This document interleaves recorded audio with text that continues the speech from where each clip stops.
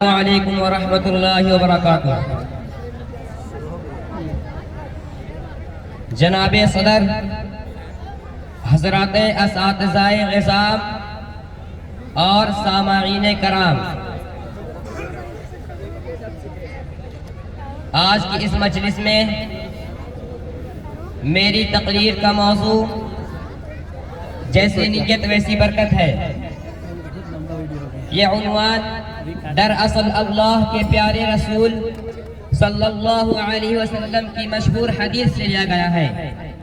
حضور صلی اللہ علیہ وسلم نے فرمایا، انما الاعمال بالنیات، یعنی عمل پر ثواب یا سزا کا دار و مدار نیتوں پر ہے۔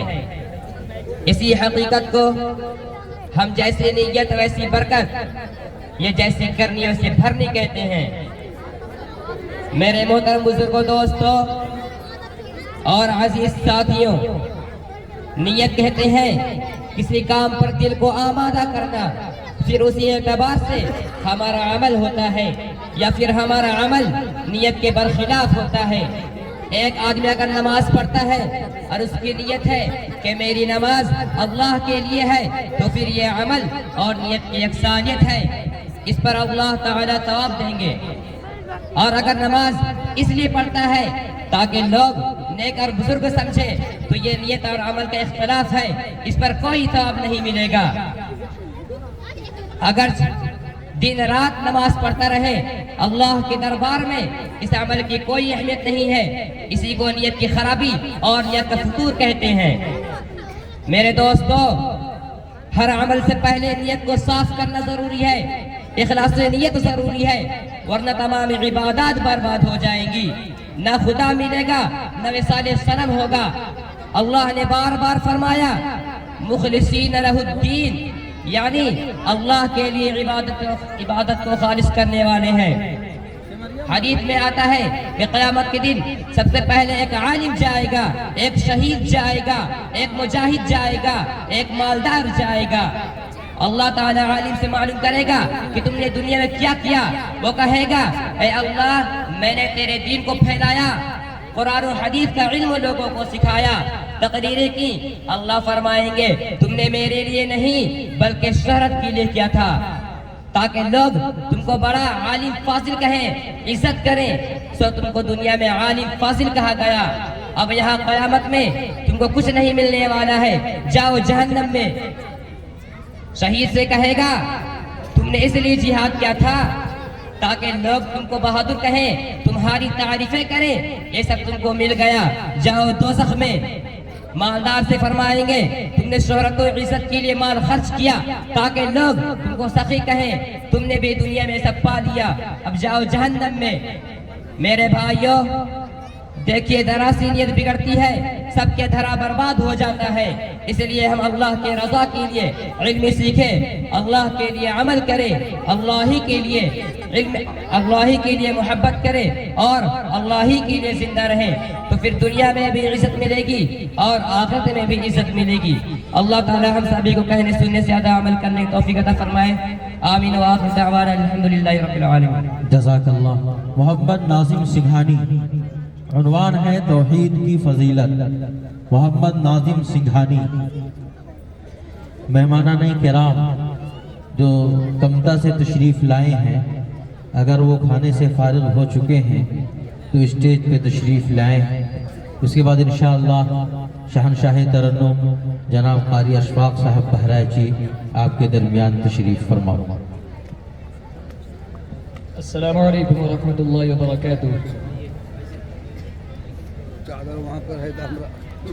نحمده ونصلي على رسول الكريم، أما بعد، قال الله تعالى إن الذين آمنوا وعملوا الصالحات كانت لهم جنات الفردوس نزلا۔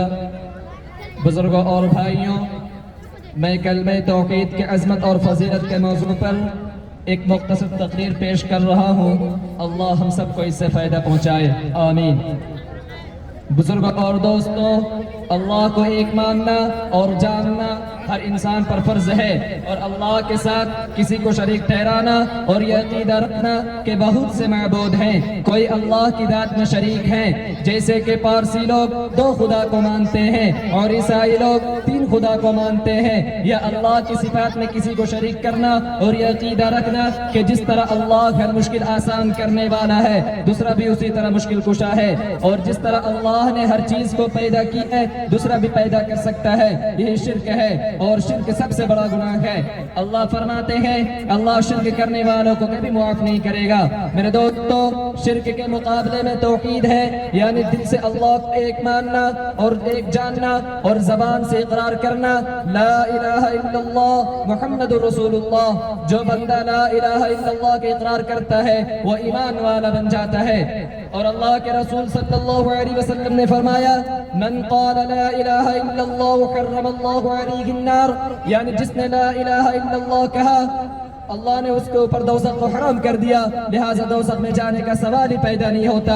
اور ایک دوسری حدیث میں ہے کہ جس نے لا الہ الا اللہ کہا وہ جنت میں داخل ہوگا، اس حدیث میں جنت میں جانے کی گارنٹی دی گئی ہے۔ میرے بھائیو اور دوستو، یہ بھی جاننا ضروری ہے کہ جب ایک انسان کلمہ توحید کا اقرار کر لیا ہے تو پھر اس کے اوپر لازم ہے کہ وہ کلمہ توحید کے حق کو ادا کرے اور عمل کے ذریعے یہ ثابت کرے کہ اس کا رب جو کہے گا وہ کرے گا، ورنہ جنت کی گارنٹی نہیں رہ پائے گی۔ ایمان کے ساتھ ایمان کے تقاضوں پر عمل کرنا، نماز پڑھنا، روزہ رکھنا، زکوٰۃ دینا، حج کرنا، حلال کھانا، حرام سے بچنا، اللہ کی نافرمانی نہ کرنا، اور رسول اللہ صلی اللہ علیہ وسلم کی پیروی کرنا واجب ہے۔ اللہ تعالیٰ نے قرآن کریم میں جگہ جگہ پہ ارشاد فرمایا ہے ان الذین آمنوا وعملوا الصالحات كانت لهم جنات الفردوس نزلا، بے شک جو لوگ ایمان لائے اور نیک عمل کیے تو ان کے مہمانی کے لیے جنت کے باغات ہوں گے، اور اگر گناہ کرتا ہے تو اللہ اس کو عذاب دے گا، لیکن ایمان کی برکت سے ہمیشہ دوزخ میں نہیں رہے گا، جب سزا پوری کرے گا تو جنت میں جائے گا۔ پھر وہ کیسا مومن ہے کہ اپنے بے عملی کی وجہ سے کچھ دن کے لیے ہی دوزخ میں جائے، سچا مومن دوزخ میں جائے گا نہیں، اور کچے مومن کے لیے کوئی گارنٹی نہیں ہے۔ تو بھائیوں، جب ہم نے لا الہ الا اللہ محمد رسول اللہ کا اقرار کیا ہے تو پھر سچے پکے اچھے مومن بن کر دکھائے تاکہ عزت کے ساتھ جنت میں جائے اور ہمیشہ کی لذت اور آرام پائے۔ وآخر دعوانا الحمدللہ۔ جزاک اللہ۔ جناب مولانا محمد حسن غزالی، امام و خطیب جامع مسجد سمریہ، ان سے میری درخواست ہے کہ آپ اسٹیج پر تشریف لائیں۔ جناب قاری عبدالحفیظ صاحب ہمارے درمیان تشریف فرما ہے، ان سے میری گزارش ہے کہ آپ چند اشعار پیش فرمائیں، اس کے بعد انشاءاللہ العزیز پروگرام کو آگے بڑھایا جائے۔